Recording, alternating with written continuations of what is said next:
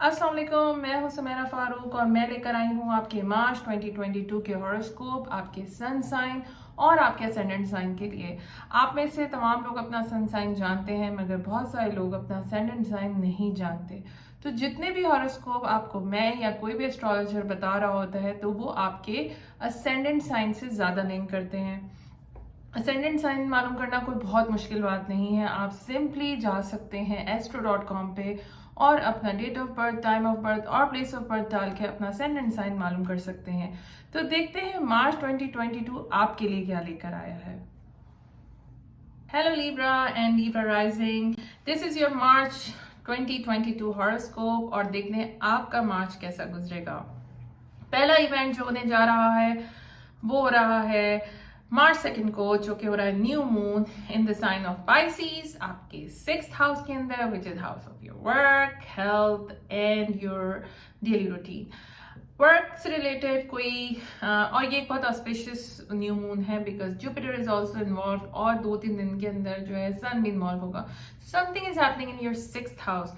अभी आप बहुत बिजी भी होंगे, मुझे लगता है ऐसा, क्योंकि जुपिटर जहाँ भी जाता है वो चीज़ों को एक्सपेंड करता है। This is a best aspect to start any health routine you want to start. You want to, अगर आप कोई अच्छा वर्क रूटीन बनाना चाहते हैं तो ये भी बहुत अच्छा टाइम है। हेल्थ रूटीन बनाना चाहते हैं, ये भी बहुत अच्छा टाइम है।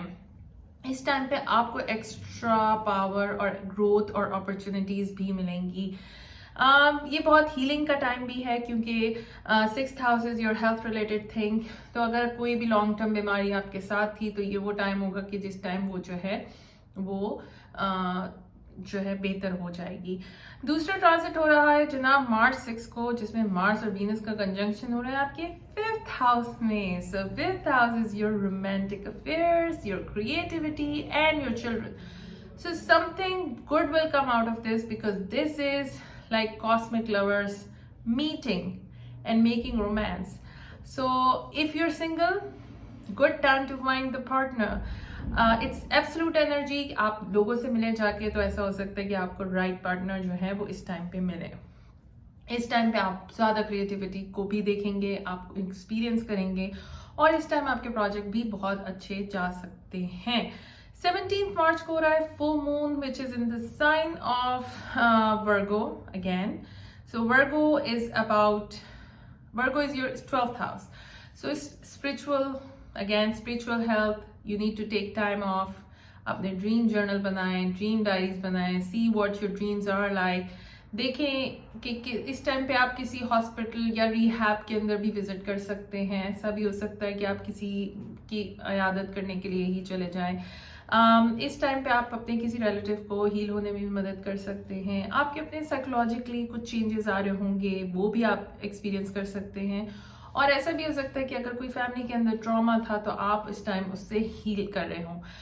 आप इस टाइम पे you should remove your self, जो कि टॉक्सिक एनवायरनमेंट होता है उससे अपने आप को दूर रखें। कोशिश करें थोड़ा टाइम अकेले गुजारें, specially around full moon which is on 17th March.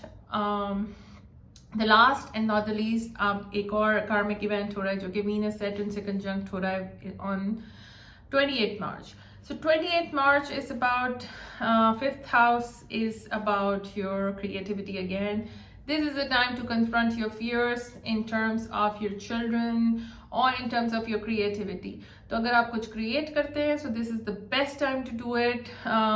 It's a कोई creative project है तो इस time पे एक बहुत ही solid foundation उसकी बन सकती है, and then you can also work along those lines. So I wish you best of luck Libras, and let's see that how does your March goes, and my wishes are with you.